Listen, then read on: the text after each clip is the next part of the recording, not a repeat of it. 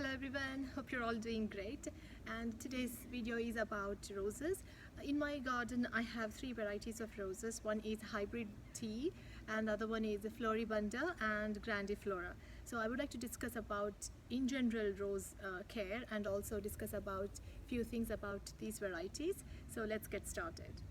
When it comes to placing the rose plants, my varieties, all the three varieties that I got from the local garden store, they're all potted in the well-draining potting mix, and they came in the pots already. I didn't leave them like that because if you are living in the zones where you get a good sunlight and the temperatures are warmer, then I would suggest to place them in the ground so they have more space, like the roots have more space to spread through, and their blooms will be vigorous and larger.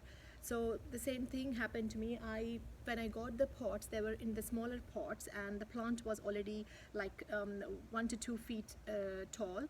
Dig a hole larger than the pot size, and either you can choose to take the root ball out of the pot and then place them in the soil, or I did not do like that. So what I made with the pots was I made a hole underneath the pot, like I did not take the root ball out from the pot, but pot is still intact, but I made a little hole, tiny hole under the pot, so the roots can spread through the hole. Some of the rose plants, especially hybrid tea, they like to be root bound, and they like to be tight and compact. So the soil in Florida is sandy, so in every video, as I have mentioned, I pour good potting mix.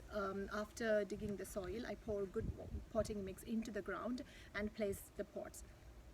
So that way the roots have enough space to come through the soil, and the blooms will be vigorous and larger.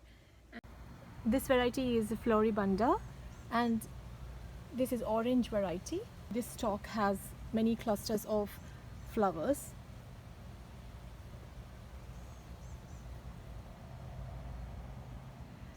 And it came in this pot. What I did was dug the ground twice the size of the pot, and then placed this pot inside, made a hole underneath the pot so that the roots can spread through.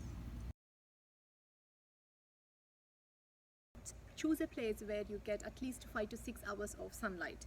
So this place I have chosen, it's not like completely direct sunlight all the time, but definitely for at least 5 hours it gets direct sunlight.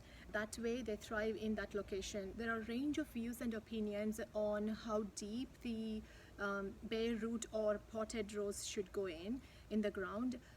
Some argue that the bud union should be above the ground level, so that it's not going deep into the ground, and some argue that the bud union should be placed under the ground, where the 𝐾𝐚 that is grafted to the rootstock should be above the ground level, and some indicate that that bud union should be below the ground level. So there are two arguments going on. However, I have realized in my experience that last year I have placed the bud union above the ground level and noticed, they were blooming, there are flowers on that, and the size of the flowers are good too. But this year I put more soil and covered the bud union. Ever since they are blooming vigorously, and also I think I'm not really sure what exactly the reason is, but for me it is working. I placed the soil on the bud union and covered the bud union. When the rose plant's bud union is placed under the soil surface, then I think the plant won't produce growth suckers. Instead, the plant's energy is spent to producing vigorous and larger blooms.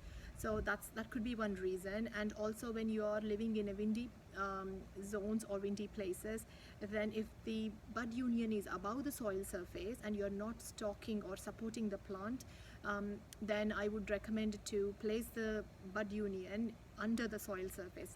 Slightly under, not deep enough, but slightly under the soil surface, so that the graft will not break and the plant is secure that way. So I think that could be the reason for more blooms. And as you can see, I have placed the bud union under the soil surface.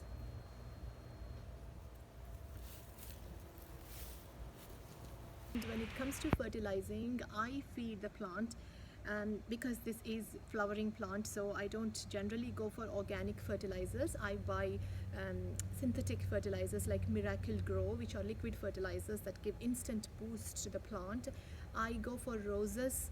Specifically, there is a fertilizer from Miracle Grow. It's called Roses, Blooms for Roses. That fertilizer I use once every month. But regularly, whenever I feed the vegetable plants organic fertilizers, the most important fertilizer that I use for this rose too is the fish emulsion.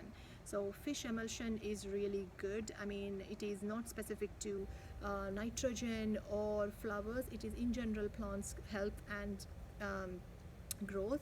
So that is really helping me every 2 weeks, and definitely in spring and in blooming season, try to give the plant fertilizers regularly, like every 2 weeks or so.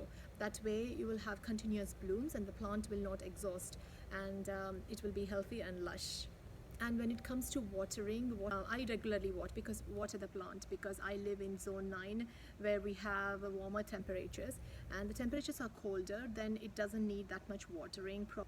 Just check the soil, and if the soil is dry, then water the plant thoroughly. That way this is not dehydrated. So the other most important thing for more blooms is getting rid of the spent flowers. I have made an entire video on how to get rid of the spent flowers, so I'll leave the link in the description box down below. But basically, when you see the when you have spent flowers and you just ignore them on the rose plant or any plant in general, then the plant will spend the energy in producing seeds, because when there are spent flowers, then obviously the plant will spend a lot of energy to spending the spent flowers to seeds, and then definitely the growth for producing flowers will reduce. So if you see when the flower petals fall off and you see the spent flower, you may nip it when the flower is done. That way it will encourage more new growth, and from there you'll have clusters of flowers. That's the key for more blooms.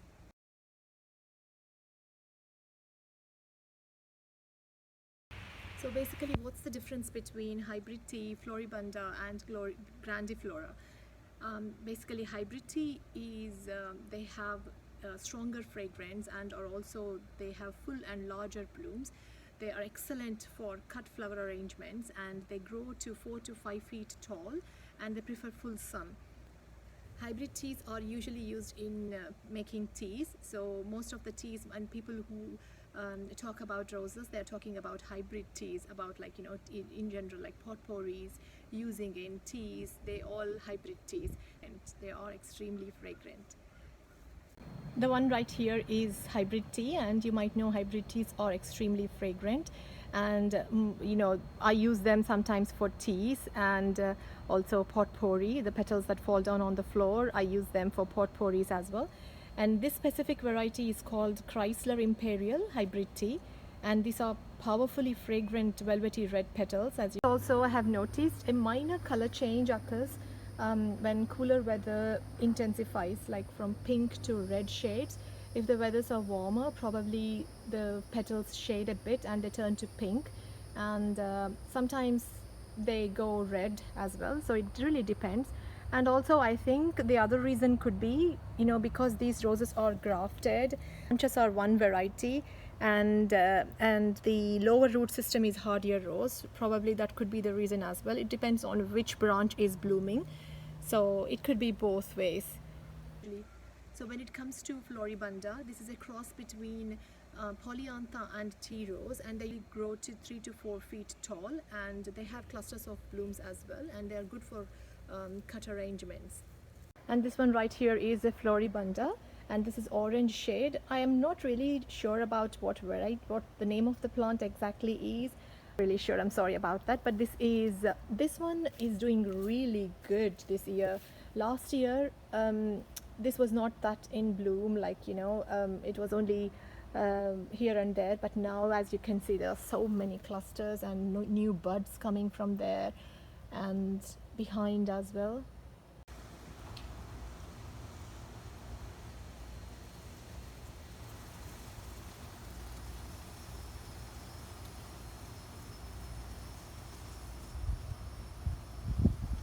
And this one right here is Grandiflora. This is cross between Floribunda and hybrid tea, and this specific one is called Queen Elizabeth. This grows to 6 to 7 feet tall with pink blooms. I just removed the spent flowers from this one. I had like almost like 4 blooms before, and this is the one that is remaining. Well, basically that's all about roses and their care and the varieties of roses. Hope you enjoyed watching this video, and I'll see you in my next video very soon. Thank you for watching. Bye.